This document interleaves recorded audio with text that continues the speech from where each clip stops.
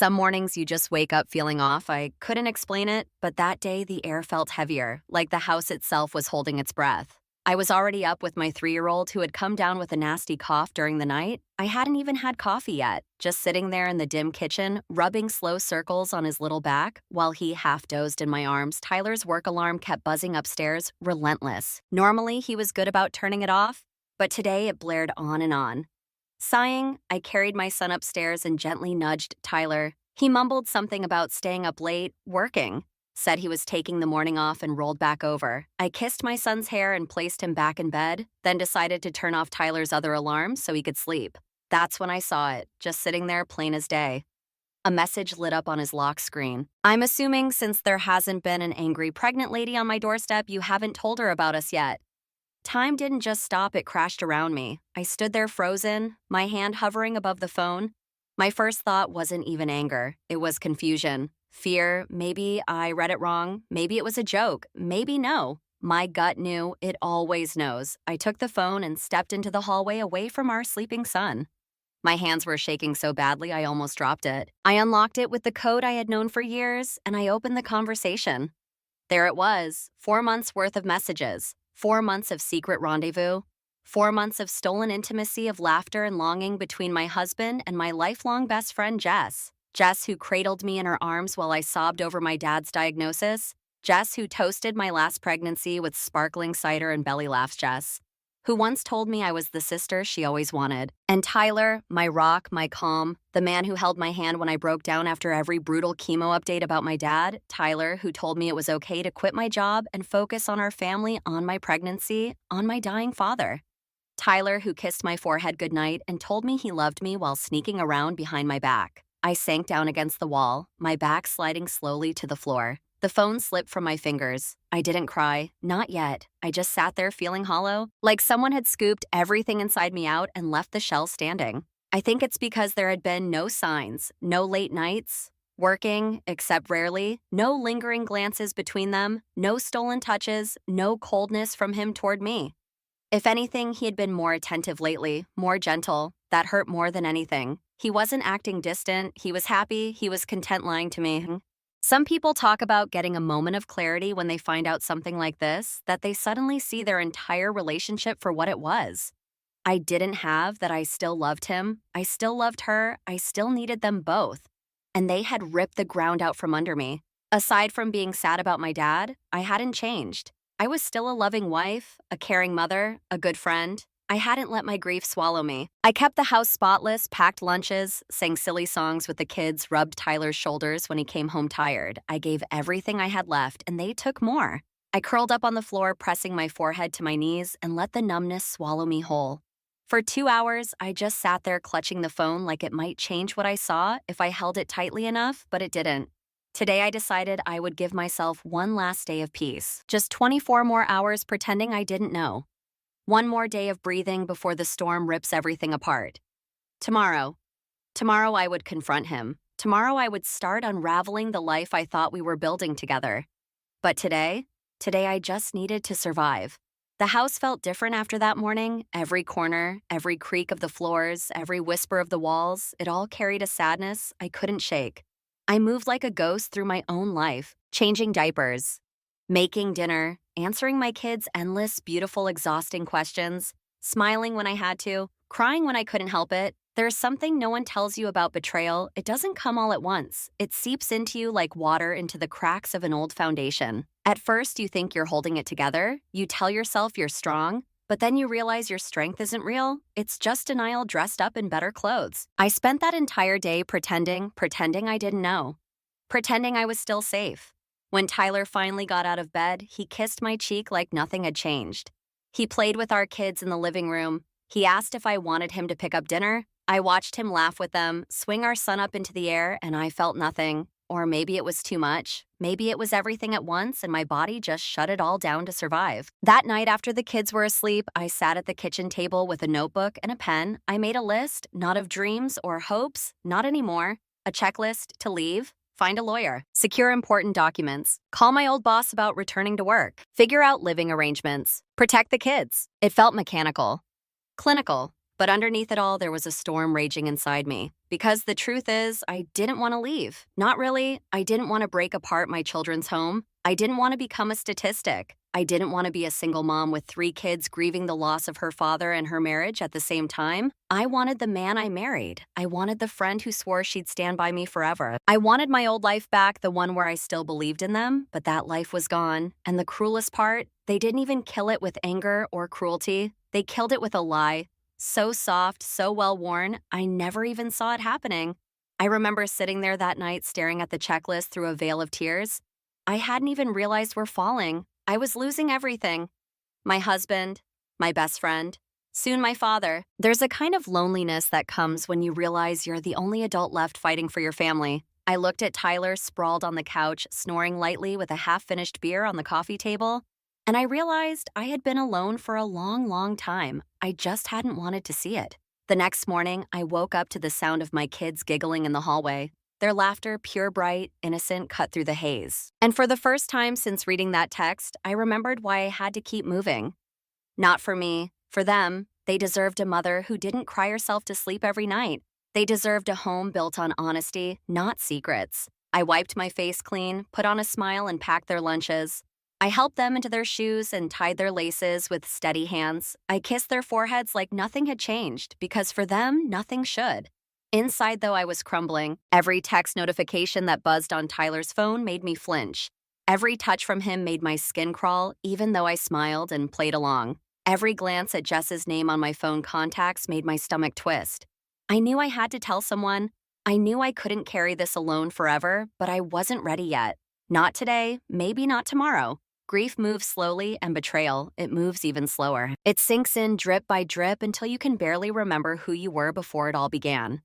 At night after everyone was asleep, I would slip into the bathroom and sit on the floor just breathing, counting the tiles, reminding myself. One breath at a time, one heartbeat at a time, one step at a time. There were moments I almost convinced myself it was better to stay. Moments when the thought of blowing up my life felt more unbearable than the betrayal itself. But then I would picture my children years from now. Picture them growing up in a house built on lies. Picture my daughters thinking this was how love was supposed to feel, and I knew, even in my darkest moments of doubt, I knew I couldn't stay. I wouldn't stay, even if it broke me, even if it left me lost. Even if it meant walking into the unknown with nothing but my children and my bruised, bleeding heart, I would leave. I would choose myself eventually. But first, I had to survive the storm that was coming. You never really know how strong you are until you have no other choice. The morning after that long, sleepless night, I woke up feeling different. Not better, not whole, but sharper. Like a piece of glass cracked and dangerous, but still holding its shape. While Tyler snored softly upstairs, oblivious, I sat at the kitchen table again. The checklist I'd started the night before stared back at me. It was time to move. I pulled out a binder, the one I usually kept coupons and recipes in, and quietly started slipping important documents inside birth certificates, social security cards, our marriage license, the kids' medical records. I found my old laptop buried in the closet, dusted it off, and began researching divorce attorneys. Every click felt like betrayal. Like I was the one breaking us apart. But deep down, I knew he broke us. I was just trying to survive the aftermath. By noon, I had an appointment set with a lawyer who came highly recommended. And just like that, the first brick in my new foundation was laid. The weirdest part? Tyler still acted normal, laughing with the kids. Texting Jess, I'm sure when he thought I wasn't looking, smiling at me like we were still us. There's a unique kind of rage that bubbles up when someone betrays you and then pretends everything is fine. It made my hands itch, it made my skin crawl, but I stayed calm. Because now every moment I pretended was a moment I gathered strength. I told him I had errands to run. I drove straight to my lawyer's office with our youngest snoozing in the car seat behind me. Sitting there in that cold, sterile room, I spilled everything to a woman I had never met before. The text messages, the pregnancy, the betrayal, the fear. She didn't look shocked, just sad, like she had heard this story 1,000 times before. By the end of the meeting, I had a plan. We'd be careful. Strategic, quiet Tyler wouldn't see it coming until it was too late. My lawyer assured me that Tyler had no legal claim over my inheritance from my parents, my money, my children's savings accounts. All protected, that tiny slice of security wrapped around me like a thin fraying blanket. When I got back home, Tyler was in the backyard playing soccer with the kids. I stood at the window for a long moment, watching. His laughter echoed through the glass. It sounded real, it sounded happy, and for a moment I almost faltered. Maybe we could fix this. Maybe it wasn't as bad as it seemed. Maybe no. The truth was written in every late night text, every secret touch, every lie told with a straight face. I owed my children more than maybe. I owed myself more than maybe. Later that evening, after Tyler left for work, I texted Mill, my mother-in-law. I told her everything. At first, she didn't believe me. Not because she thought Tyler incapable, but because she had wanted so badly to believe better of him. When I sent her screenshots of the texts, there was a long silence, then a single reply. "I'm so sorry. I love you. I'm on your side. Whatever you need, I'm here."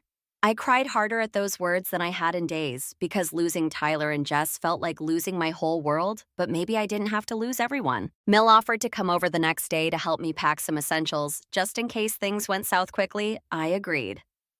That night, after putting the kids to bed, I sat alone on the back porch, staring up at the stars. My hands rested on my swollen belly, feeling the soft fluttering kicks of the life growing inside me. I whispered to my unborn child, "You deserve better than this. We all do." I wasn't just fighting for myself anymore, I was fighting for them. The fear was still there, the heartbreak, the grief. But for the first time in weeks, there was something else too. Resolve steel wrapped around my ribs, holding me upright. I didn't know exactly how the next few weeks would play out. I didn't know how messy or painful or devastating it would get. But I knew one thing: I wasn't going to stay silent. I wasn't going to pretend anymore. I wasn't going to shrink myself to fit inside someone else's lies. No, I was going to burn the house of cards down, and from the ashes, I would build something real, even if it broke me first. Healing isn't loud. It doesn't crash into you with fireworks or big cinematic moments. Healing is quiet. It's 1,000 tiny choices you make when no one is looking. The first real step for me came the morning after Tyler found out. It wasn't a screaming match. It wasn't a dramatic scene. It was small. He sat across from me at the kitchen table, the same one where I had once made lists for birthday parties and holiday dinners, and asked if there was any chance we could fix this. I looked him dead in the eyes and said, "No." It was the first time in years I said exactly what I meant, without shrinking, without cushioning the blow, without trying to make someone else comfortable at the expense of myself. He cried. He begged. He even got angry for a moment, but I stayed still. I stayed calm because the truth is, I wasn't fighting to save us anymore. I was fighting to save myself. After that conversation, everything moved faster. Tyler moved out. The paperwork was filed. Supervised visitation was arranged. Our life, the one I had built and polished and sacrificed so much for, was dismantled piece by piece. And somehow I felt lighter. Not happier, not yet, but lighter. The kids adjusted better than I had feared. They missed their dad, of course. But their days were still filled with laughter, with hugs, with bedtime stories whispered under soft blankets. I made sure of it. We started therapy together. Me, my oldest, and eventually even my tiny 3-year-old who mostly just played with trucks in the therapist's office. But still, it mattered. It mattered that they knew it was safe to talk. It mattered that they knew they weren't alone. At night, after they were tucked in and the house grew quiet, I would sit on the porch with a cup of tea and breathe. Just breathe. It wasn't easy. There were nights the loneliness pressed down so hard I thought it would crush me. There were days when a memory, a random, stupid, tiny memory, would break me open all over again. The way Tyler used to kiss my forehead when he left for work. The way Jess and I used to laugh until we couldn't breathe. Grief isn't linear. It's messy and cruel and unpredictable. But every time it tried to drown me, I thought about my kids, about the life I wanted to give them, about the woman I wanted to become for them. Strong, kind, whole, not broken and bitter. Not angry and afraid. Just whole. Jake helped more than he probably knows. He was there, not in a romantic way, not yet, but in the way that mattered. He played soccer with the kids in the backyard. He stayed late when the baby wouldn't sleep. He sent silly memes and pictures of sunsets just because he knew I hadn't smiled in a while.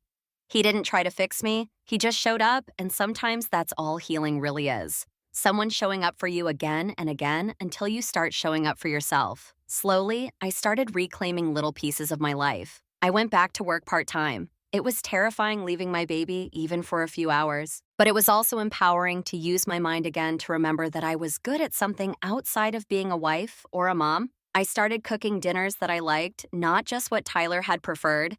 I rearranged the furniture in the living room. I even bought a ridiculous, oversized yellow sweater that made me feel like sunshine, even on my darkest days. And you know what? It felt good. It felt like mine. Not everything was perfect. Not by a long shot. There were hard days. Days I missed my dad so badly it hurt to breathe. Days I saw a picture of my old life, a family photo, a birthday party, a stupid Facebook memory, and had to sit down because my knees buckled.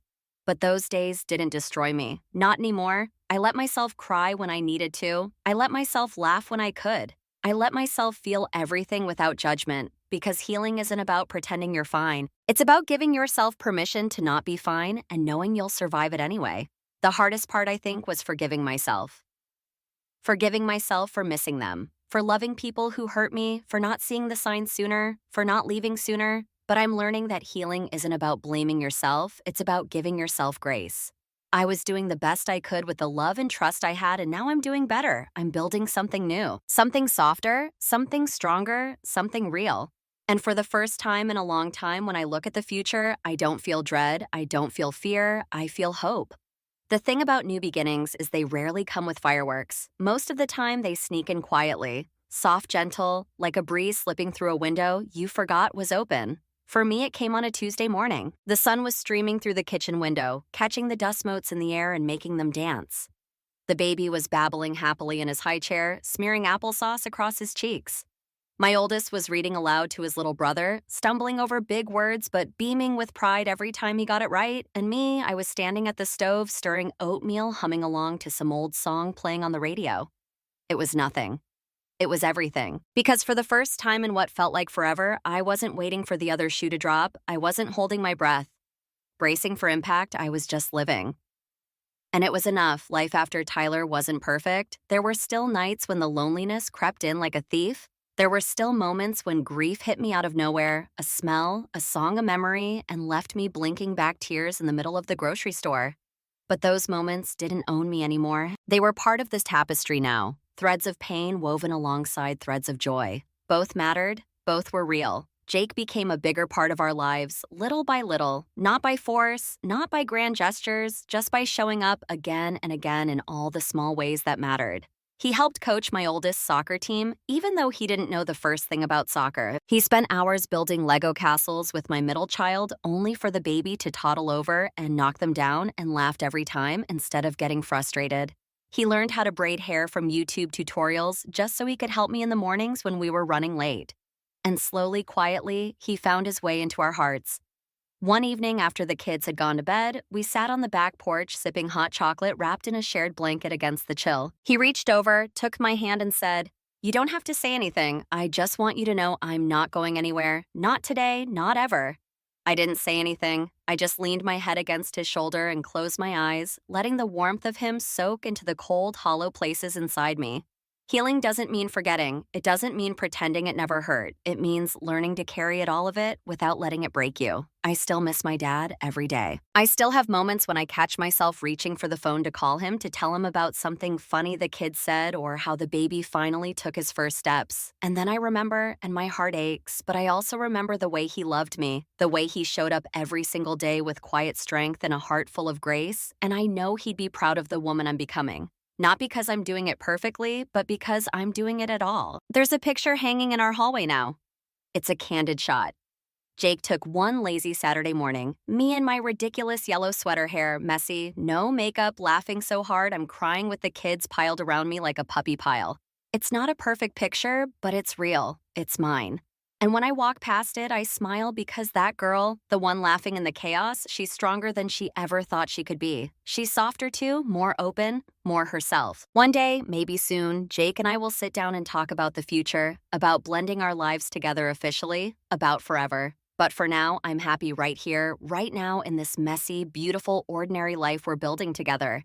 I still have bad days, I still have scars, but they don't define me. I'm not the woman who was betrayed. I'm not the woman who was left. I'm not the woman who was broken. I'm the woman who stayed. The woman who fought. The woman who rebuilt. I'm the woman who chose herself, who chose her kids, who chose love, real love in all its messy, imperfect glory. And if I can do it, so can you. Because no matter how dark it gets, no matter how deep the hurt there is, always, always a way back to the light. You just have to believe you're worth it, and you are, you always have been. If you were me, what would you have done?